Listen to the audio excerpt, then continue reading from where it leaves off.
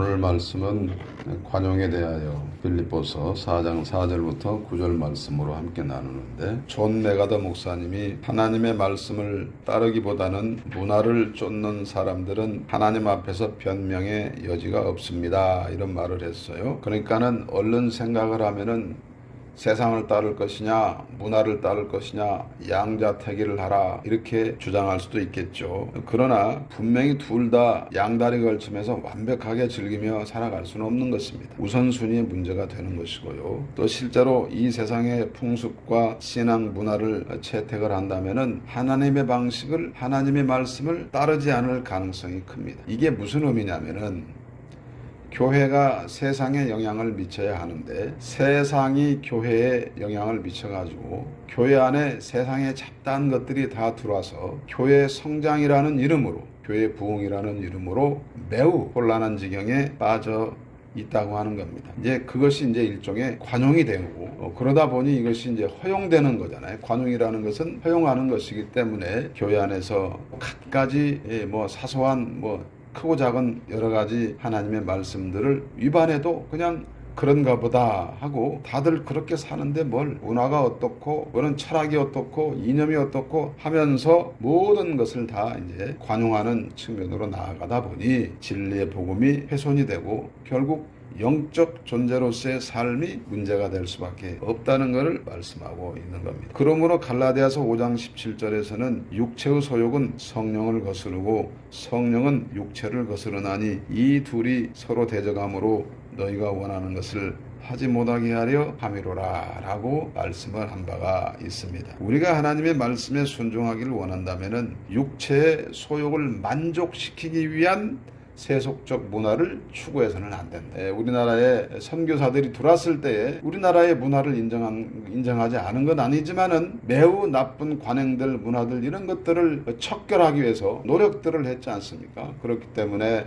술이라든지 담배라든지 이런 것들을 삼가는 좋은 전통이 생겼고 그 당시로서 유행했던 축첩제도, 그러니까 부인을 여럿을 두는 그런 제도들도 관행적으로 있던 것들도 다 사라지게 되었고, 그래서 도박하는 거라든지 이런 나쁜 것들이 사라졌던 전통을 보게 되는 겁니다. 오늘 함께 말씀을 나눌 빌립보서는 잘못된 가르침을 멀리하고 박해와 고난을 이기고 믿음 위에 굳게 서자는 내용으로 전개가 되고 있어요. 그래서 성도들을 향한 위로와 권면을 주고 있고 또 한편으로는 삶의 구체적인 지침을 내려주고 있습니다. 그래서 심지어 사도 바울은 빌립보서 3장 17절과 4장 9절에서 자기 자신을 본받으라고까지 말을 하고 사도들의 가르침을 따르라고 말하고 있습니다. 물론 그 당시로서는 사도들의 가르침, 사도 바울의 가르침이 성경 말씀과 똑같은 거죠. 하나님으로부터 받아 전하는 말씀이기 때문에 당시는 구약 성경만 있었고 신약은 없었기 때문에 지금 현재 우리가 보고 있는 신약이 당시에 사도 바울의 가르침, 사도들의 가르침이기 때문에 그렇습니다. 그래서 이렇게까지 말을 하면서 성도의 신앙과 삶이 어떠해야 할지 아주 구체적으로 일러주고 있는데, 오늘 우리가 중심으로 살펴보는 본문 가운데 관용이라는 말이 등장을 하는데, 이 관용이라는 말, 이 명사로도 형용사로도 이제 성경에서는 쓰이고 있는데, 이 단어가 이제 에피케이아라는 단어인데, 이게 관용하다 한 가지 뜻으로만 번역이 된 건 아닙니다. 온순하다, 온화하다, 순한, 온유한, 친절한, 참을성 있는, 관용하는 이런 식으로 번역이 되었는데, 구체적으로 요거의 그 안에 원어에 담긴 그 깊은 뜻을 들여다보면은 영적인 인내를 의미하는 겁니다. 영적인 인내. 그 영적인 인내 속에서 이루어지는 이와 같은 온순함이 드러나고 온화함이 드러나고 또 친절하고 참을성이 있고 관용하는 이런 것들이 이제 나타나게 된다는 것을 알 수가 있습니다. 그래서 그 관용이라는 말은 이것이 맞다, 틀리다, 정당하다, 정당하지 않다라고 하는 그 어떤 것보다도 그 위에 있는 상위의 개념이라고 생각을 하면 되겠습니다. 그러니까 우리 인간의 영혼, 인간의 존엄, 생명 이런 것들을 우선순위에 두고 이 지금 존재하는 모든 법들이 말하고 있는 그 범주보다도 더 뛰어넘는 그 상위에 있는 개념으로서의 관용을 얘기하는 것이다. 법만 가지고 얘기하는 게 아니라는 거죠. 그래서 우리말 사전에 한번 관용이 어떤 뜻인가를 찾아보았더니 남의 잘못 따위를 너그럽게 받아들이거나 용서함 또는 그런 용서 이렇게 정의하고 있습니다. 소위 프랑스를 똘레랑스의 나라라고 합니다. 똘레랑스라는 말이 우리말로 번역하면 관용 이렇게 되는 건데요. 이것이 이제 그 바탕 아래 보면 정치와 종교의 분리, 그리고 자유주의의 범람, 또 다원주의의 확산 이런 것들이 이 개념을 아주 구체적으로 오늘날 이 시대에 정착을 시킨 주된 요인이다 이렇게 보는 겁니다. 오늘날에 이거를 이제 한마디로 표현하면 포스트 모더니즘적인 사고와 현상들이라고 말할 수가 있는 것이죠. 그러니까는 서로 다름을 인정하고 포용하자는 말이기 때문에 얼마나 좋게 들리는지 모릅니다. 이 말처럼 좋은 게 어디가 있어요.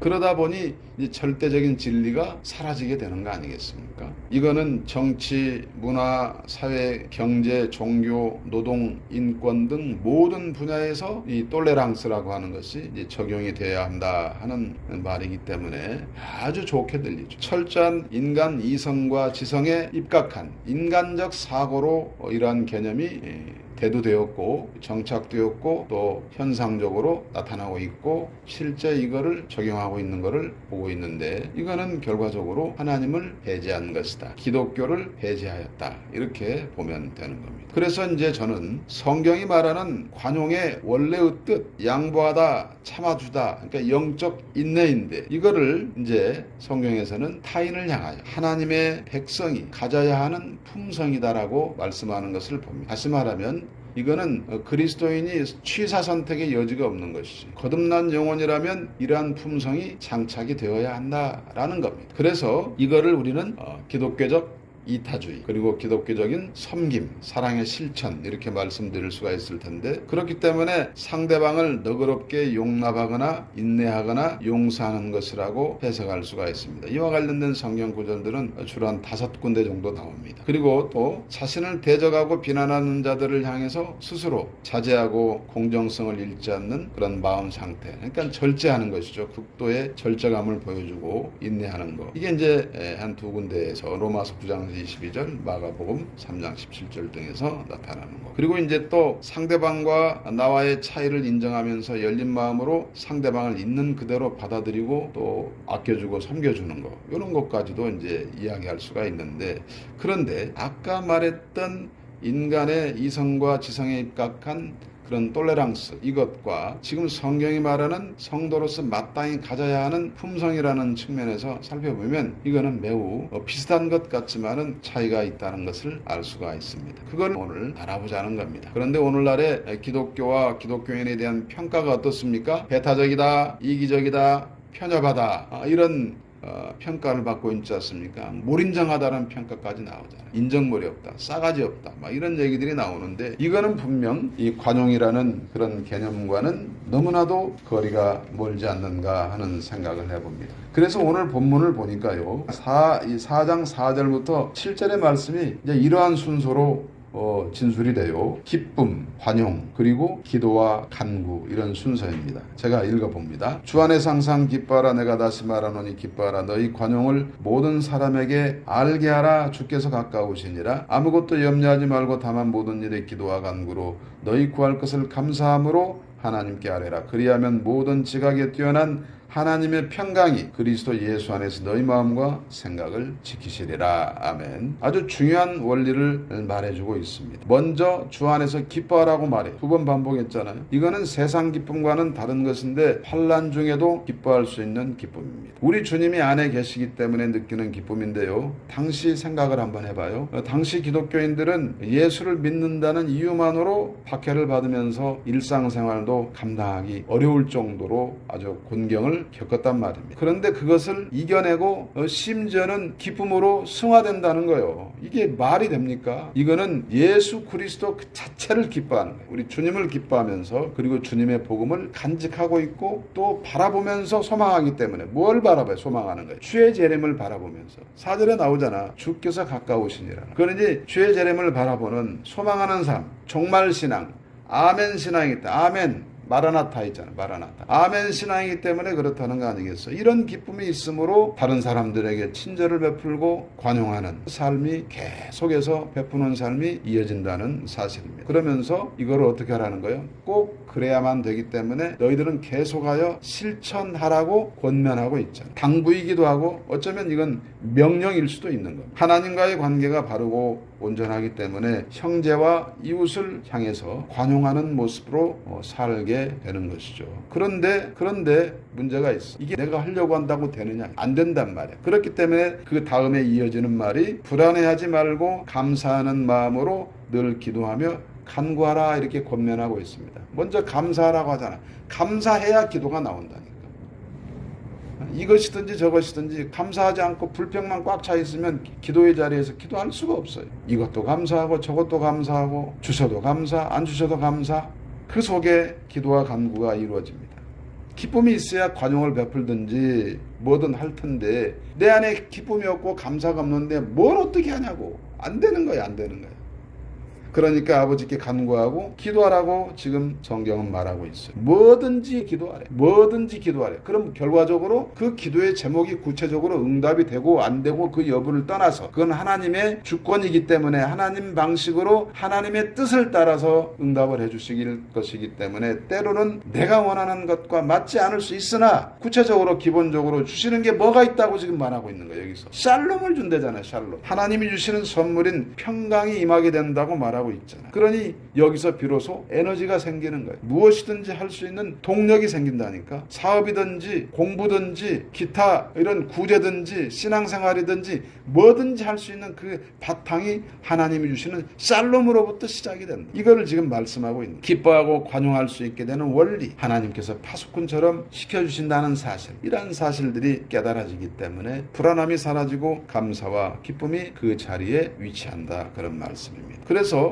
그 다음에 이어지는 말이 뭐예요? 8절과 9절에 보니까 진리만을 행하라는 겁니다. 실천하는 그런 구체적 그런 상황들, 지침들을 알려주고 있습니다. 끝으로 형제들아 무엇에든지 참되며 무엇에든지 경건하며 무엇에든지 오르며 무엇에든지 정결하며 무엇에든지 사랑받을 만하며 무엇에든지 칭찬받을 만하며 무슨 덕이 있든지 무슨 기림이 있든지 이것들을 생각하라. 너희는 내게 배우고 받고 듣고 본 바를 행하라. 그리하면 평강에 하나님이 너희와 함께 계시리라. 아멘. 한마디로 정리하면 뭐냐? 주께 구하여 감사하고 기뻐하는 인생, 관용할 줄 아는 인생이죠. 그 구체적 지침이라고 말씀드릴 수가 이게.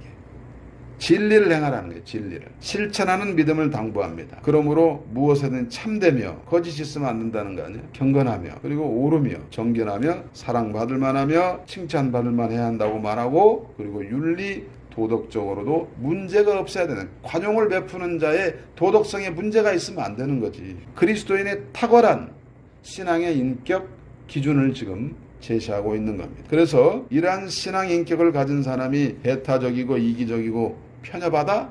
있을 수 없는 일이죠. 어떤 환경에 있든지 기뻐하고 관용하는 것, 이거는 성도가 지내야 할 기본 덕목이라고 오늘 알려주고 있는 겁니다. 이게 근데 쉽지 않다는 거예요. 정말 어려운 일이죠. 마음속에서 시시각각으로 일어나잖아 그냥.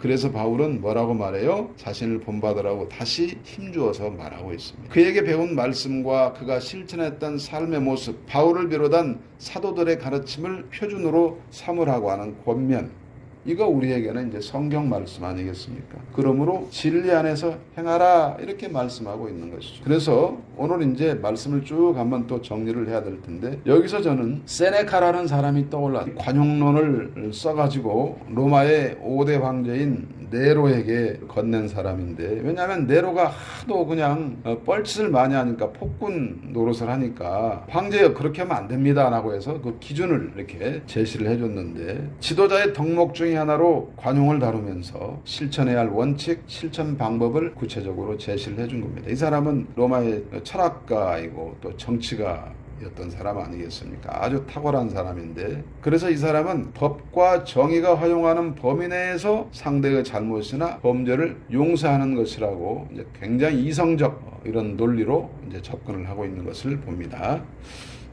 관용이 단순히 어떤 약함, 감정적 동정 이런 거가 아니라 이성에 의해서 통제된 일종의 도덕적 우월성이라고 주장을 하고 있기 때문에요. 이러한 그런 관용을 베풀면 지도자의 덕성이 증대되고 백성들에게는 신뢰를 받고 존경을 받을 수가 있다고 말하면서 세 가지를 정치적인 안정, 그 다음에 두 번째로는 도덕적 우월성, 세 번째로는 사회적인 조화 이렇게 강조를 했습니다. 그러니까는 지도자 한 사람이 그 역할이 그렇게 중요하다는 거예요. 그런 포용하고 관용하고 이 너그러운 모습을 보임으로써 이제 국가가 안정이 되고 또 이렇게 국민들끼리 또 연합하고 일치하고 이런 모습들을 보이면서 사회적으로도 갈등이 줄어들고 조화가 이루어진다고 하는 것을 이제 보여주고 있습니다. 이렇게 얘기를 했어요. 그런데 아주 구체적인 그런 실천 방법을 얘기하면서 특별히 뭘 강조했냐면 개인적 감정에 좌우되지 않고 이성적으로 판단하여 관용을 베풀어야 하며 처벌 대신에 교화를 통해 잘못을 바로잡아야 한다라고 강조했습니다. 이렇게 함으로써 존경받을 수 있다고 주장을 한 것이죠. 그러니까는 오늘날의 이제 지도자들, 독재자들 뭐 이런 사람들 보면은 막 자기 마음대로 해버리잖아. 이제 막 이런 거 많이 보잖아요. 왕들도 그렇고 역사 속에서. 그래서는 안 된다고 주장한 겁니다. 그러니까 이 사람의 말이 매우 타당하죠. 그래서 지금도 이 사람의 이 책은 매우 많이 읽히는 책 중에 하나입니다. 결론적으로 세네카의 관용이라고 하는 것은 지도자의 덕목으로서 관용의 중요성을 이야기하면서 그 정의와 실천 방법 그리고 정치, 도덕, 사회적 차원에서 유익을 체계적으로 진술하고 있기 때문에 아주 그 당시의 상황을 이해하는 데도 도움이 되고 오늘날 이 정치하는 지도자들에게도 매우 도움이 되는 책이라고 할 수 있습니다. 그런데 여기에 칼빈이라고 하는 사람이 우리가 너무나 잘 아는 칼빈이 세네카의 관용론에 대해서 주석을 썼습니다. 비판적 주석을 썼는데 기독교적인 관점에서 바라보는 거죠. 세네카가 뭐라고 말했냐면 우리 중 누구든지 자기 자신의 선한 양심에 대한 충분한 신념을 가지고 있으면 좋을 것이다 라고 말했습니다. 그러니까 무슨 얘기야? 인간이 자기의 이성만 확실하게 유지할 수 있다면 이성적 사고를 바탕으로 얼마든지 관용을 자기가 할 수 있다고 얘기하는 거예요. 인간이 할 수 있다고 이야기하는 거예요. 그런데 칼빈은 진정한 관용은 하나님 말씀에 근거한 것이고 인간의 자의적 판단에 의존해서는 안 된다고 주장을 합니다. 칼빈은 세네카의 관용론을 비판적으로 일단 좋은 거라고 수용을 했어요. 그러면서 기독교 관점에서 재해석을 했는데 무분별한 관용은 사회의 혼란을 일으키기 때문에 삼가해야 된다. 그리고 성도의 삶에서 실천적 덕목으로서의 중요성을 말하면서 공동체 내에서 용서와 화해를 강조하였습니다.